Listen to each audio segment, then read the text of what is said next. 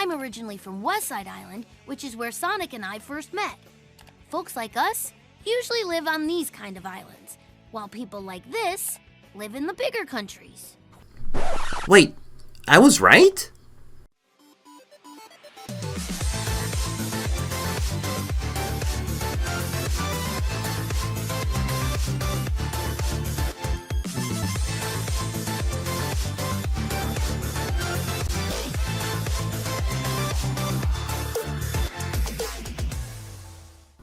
Hey, what's happening everyone? My name is Speedstreak and welcome to the Theoryverse, where we take a look into video games, movies, TV shows, comic books, and anything across pop culture and geek culture and see what we can theorize. Now in this video, we'll be talking about Sonic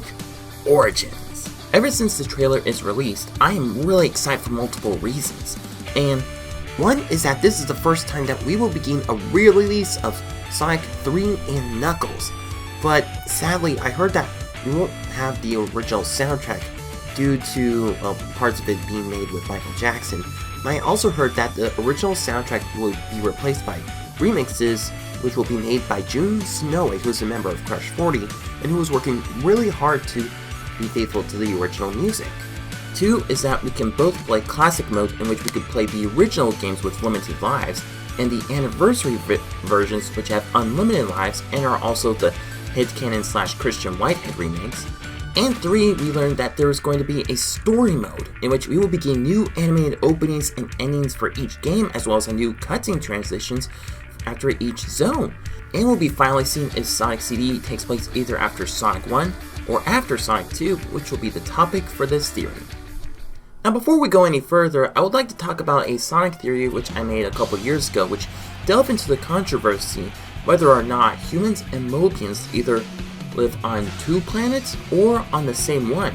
And I believe in the Sonic game universe, they live on the same planet. For the separate planets theory, it would make sense for Sonic X and especially with the Sonic movieverse, but since we're focusing on the game universe, it leans more to the one planet theory with all the evidence across the game series piling up, especially from the Sonic Adventure games all the way to Team Sonic Racing, and surprisingly, I was right. The official Sonic YouTube channel made a new video back in March called Tails Tube, in which Tails answers questions with Sonic, and for one question, they officially confirmed that humans and Mobians do live on the same planet, with Mobians mostly living on the islands that we have known ever since the classic era, and humans inhabiting the continents. And I do believe that there are societies where both humans and Mobians live together. But now you're probably saying, well, hey, wait a minute, what about Sonic Forces? We didn't see humans there. Okay, yeah, I have to admit, as much as I enjoy Sonic Forces, the story could have been made better with more details of what happened to United Federation, GUN, and the rest of the world with the humans. But I also made in my Human and Mobians One World theory that Eggman used the Phantom Ruby's reality warping powers to split the world into two, one with humans and one with Mobians, in which it would have been made easier for Eggman to conquer the world. And for those of you who are wondering, I actually was inspired by the concept from the Young Justice Season 1 episode, Misplaced, in which evil magicians split the earth into two dimensions, one with children and the other with adults. And from what I saw from the Phantom Ruby's powers across Mania and Forces, in which it could teleport people, or Mobians, bend time and space, create pocket dimensions, and also create augmented reality. And with that, it is a possibility that the world was split with one with humans and one with Mobians. But you're saying, wouldn't Eggman be affected? And for that, I would say no, for he is the one in control with the Phantom Ruby, along with Infinite. And after Sonic Forces, since the Phantom Ruby was destroyed / sent back to Classic Sonic's time, and we also see Classic Sonic return to his time, it could have been the same with the humans returning as the worlds merged back into one world. And they would help the Mobians rebuild the world after, well, the destruction Eggman left. But even still, we still see many of the effects and damage Eggman left across parts of the world in Team Sonic Racing, since Sonic and his friends were racing across the world, including in one race what appears to be Alaska, or as it is called, Glacierland, And we see some areas that were left untouched, including Spagonia and I believe Sandopolis. But yeah, Sega themselves has officially confirmed that it is one world, and I think it is better that way because it makes Sonic's world bigger and have its own history than just say Sonic and his friends go back and forth between two worlds through magic rings, and that really doesn't make sense in the long run for the game series. Now before we go any further, I just want to say that Tails Tube launched a new episode, be sure to check that out, and in that, while Tails was talking to special guest Orbot, the video was hacked by Eggman, who took over for a bit, and after being asked about Shadow, he talked a bit about GUN and confirmed that he put GUN in their place in Sonic Forces when he conquered the world. Okay, quick pause. Is it just me, or is it scary that my video about the one world theory and what happened to the humans in GUN and Sonic Forces was right or close to being right? Man. Anyways, with the one world now confirmed, let's go back to Sonic Origins and look into the story mode. From what I heard, Ian Flynn, one of the creators of the Sonic comics, is confirmed to be working on the animated cutscenes for each game, which I am really excited about, and also just a side note, is also helping with the story in Sonic Frontiers. The animations are also being done by Tyson Hess, one of the best Sonic guys ever, in which helped fix movie Sonic's design, did the animation sequence for Sonic Mania, as well as the animation for Sonic Mania Adventures, and even helped with the design for movie Tails and movie Knuckles, as well as the production for Sonic Movie 2. Not like that, but I don't know if they'll be sticking to the game manual descriptions or do something different for the cutscenes, but what I believe that they will be doing is that they will be connecting all the games together, which will be known as the Death Egg Saga. Recently, Sonic Origins was featured by Famitsu, and from there we got one of the animations, and it looks as if it's going to be either the beginning of Sonic 1 or a cutscene after completing Green Hill Zone Act 1, as we see Sonic running across Green Hill Zone, saving a couple of flickies, and seeing Robotnik and his badniks capturing animals, and it already looks really cool. Once again, I don't know if they'll be doing regular animations for the transitions across each zone, or they'll just be doing regular animations for the beginning of each game, then doing sprite animation for, well, after the transitions for each zone. But we shall see. What's interesting is that we got more of the Sonic Origins world map from the Famitsu video with all the classic islands from Sonic 1 to Sonic 3 Knuckles, with Little Planet and Neverlake being shown to be in the peninsula. And not only do we see South Island being similar to its counterpart from the 8-bit game, but we also see the Veg-O Forest / Mount Mobius from Sonic Spinball, and Flicky Island from Sonic 3D Blast being featured as museum and mission areas. And it looks as if they're also confirmed to be canon to the Sonic franchise, and I believe they would take place after Sonic 3 and Knuckles. I'm not sure if you'll be able to play the games out of order, or if you unlock the games after beating the previous one, but we'll find out soon. I know that many Sonic fans are wondering where Sonic CD takes place in the timeline, whether it would be after Sonic 1 or after Sonic 2, but for this series, I'm gonna say it'll take place after Sonic 1. What I believe is that Eggman, or in this case Dr. Robotnik, planned his world takeover head across Sonic 1, Sonic CD, and Sonic 2 to build the Death Egg. In Sonic 1, he invades South Island and builds Scrap Brain Zone in there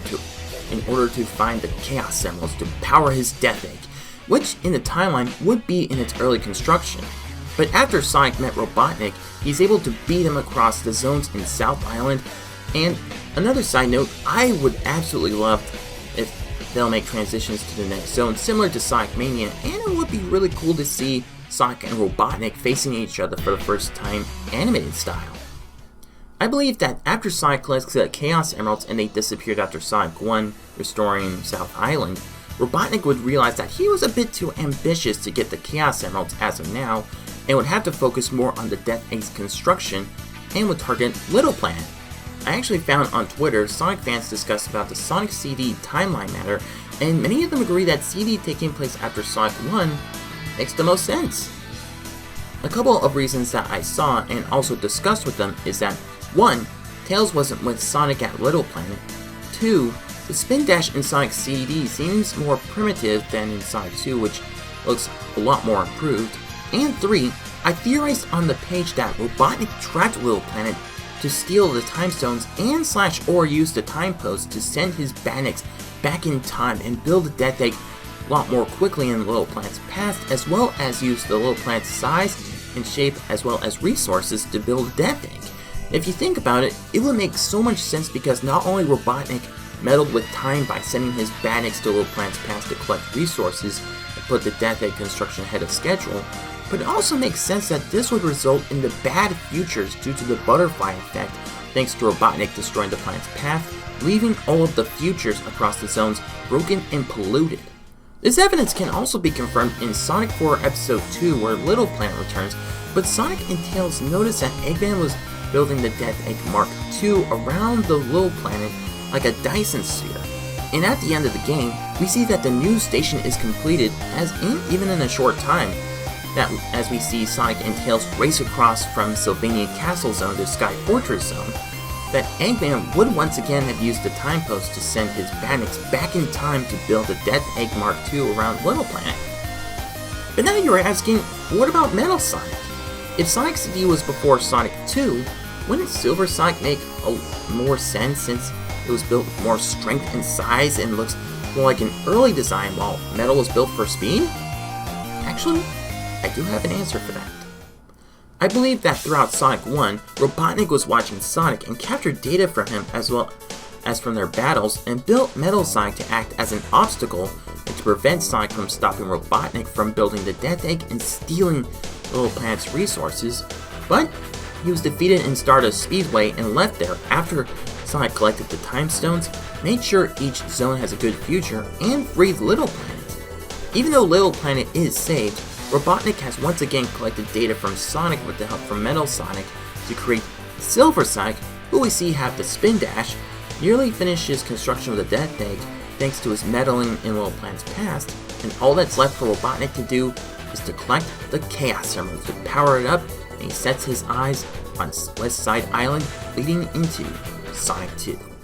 Another theory I saw on Twitter discussion is that Silver Sonic is in fact a prototype of Mecha Sonic from Sonic 3 and Knuckles, in which Silver Sonic is confirmed by Sega to be the Mark I, in which Robotnik watches it face against Sonic and is probably controlling it to make sure it doesn't blow up either midway in its testing or blow up the Death Egg itself. That Mecha Sonic is the Mark II with a balance of strength and speed, and like Sonic, powers up to become Super from the Master Emerald, and to be honest, this makes a whole lot of sense. And I believe in Sonic 2, after Sonic befriends Tails and as they face more Badniks in which Robotnik set to find the Chaos Emeralds, he again collects data from Sonic along with the data from CD to make Mecha Sonic, and that's why we both see Silver Sonic and Mecha Sonic have the Spin Dash, and why Metal Sonic didn't, and that's how Sonic's Spin Dash from CD to Sonic 2 seems to be improved. After that, I originally didn't know why Robotnik went back to getting Metal Sonic back from Little Planet both in Mania and Sonic 4, and also brought back Silver Sonic as a cameo in Sonic Adventure, which oddly didn't look like his Sonic 2 counterpart and did not bring back Mega Sonic, but I might have an idea for that as well. I believe that in the final battle in Sonic 3 Knuckles, after the Death Egg was destroyed, Robotnik lost the data to both Silver Sonic and Mecha Sonic since he was more occupied with the Master Emerald, and after losing to Sonic, he continued his plans for world domination across Sonic's Spinball and Sonic 3D Blast, and I believe during this time he was waiting for Little Planet to return so he can once again rebuild the Death Egg. But after finding the Phantom Ruby in Sonic Mania, he uses it to bring Little Planet and Metal Sonic back before Little Planet's yearly appearance, and I believe that Metal Sonic still has some data within him for Silver Sonic. And we see in his rematch against Sonic, he uses many Silver Sonics to face him, which looks similar to the 8-bit game where Sonic faces a Metal version of him. But once again, Sonic defeats Metal. Now you're probably once again asking, if Metal Sonic is still trapped in Little Planet after this, why was he in Knuckles Chaostix? Well, I believe in the timeline, Knuckles Chaostix took place after Sonic Mania and before Sonic 4, and I believe the reason Metal Sonic was in Chaostix was that he was a copy.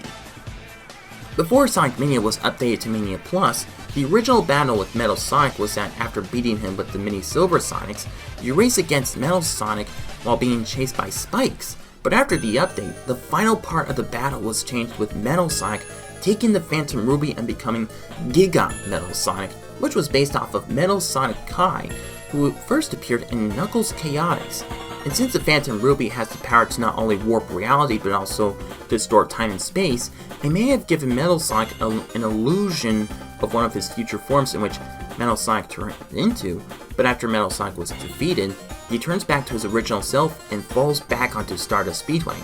And since Robotnik was there, he was able to get the data for Giga Metal Sonic to create Metal Sonic Kai, but at the time didn't have the Chaos Emeralds or any ultimate source after losing the Phantom Ruby after Mania Plus. It was shown that in the updated Mania Plus, aka Encore Mode, takes place after Classic Sonic returns to his time after the events of Sonic Forces, and Sonic, Tails, and Knuckles teamed up with Ray the Flying Squirrel and Mighty to stop Robotnik and the Harbor Old Heavies once again, and I believe that was when Metal Sonic used the Phantom Ruby. After the events of Mania and Mania Plus, that will be when Knuckles Chaotix will take place, and Robotnik will use the Dark Ring in that game to give Metal Sonic Copy the power to turn into his Kai form, but after he was defeated, Robotnik would once again lose the data to Kai and the Metal Sonic Copy, which is why in Sonic 4 he brings back the original Metal Sonic from Little Planet and upgrades him to be more of his modern design. And I believe that would make sense as to why Silver Sonic's cameo in Adventure looks more like Metal Sonic rather than his Sonic 2 counterpart. But after Sonic Adventure, we didn't see him return, and Metal Sonic has become the only current robot counterpart that Sonic faces throughout the series. From this, my theory concludes that CD definitely takes place after Sonic 1 and before Sonic 2, and once again, I don't know if we'll get sprite animation sequences for each game after completing each zone, but we do now know what they will look like in the beginning for the story mode thanks to the animated cutscenes by Tyson S, and once again, I don't know if they'll put Sonic CD between Sonic 1 and Sonic 2, but we shall see when Sonic Origins comes out June 23rd. So that was my theory if Sonic CD takes place after Sonic 1. What do you guys think? Do you think Sonic CD takes place before Sonic 2? What are your thoughts about it? And what other video game theories or theories in general would you like me to tackle in the future? Well, let me know in the comment section down below. Well, that's going to be all the time I have today for this video, but don't go away, we still have plenty of more theories to look forward to more soon. So stay tuned for more. So thank you guys so much for watching. If you like this video, be sure to check out my other theories I have done in the past on my channel, and also check out my other video content where I do all kinds of videos, including Let's Plays throughout all kinds of gaming genres, reviews, discussions, reactions, top 10s, and voice impressions, as well as challenges. And if this is the type of content you enjoy watching and want to keep up to date for all the latest videos, please hit that subscribe button and click the notification bell on. So once again,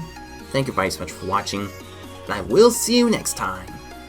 Speedstreak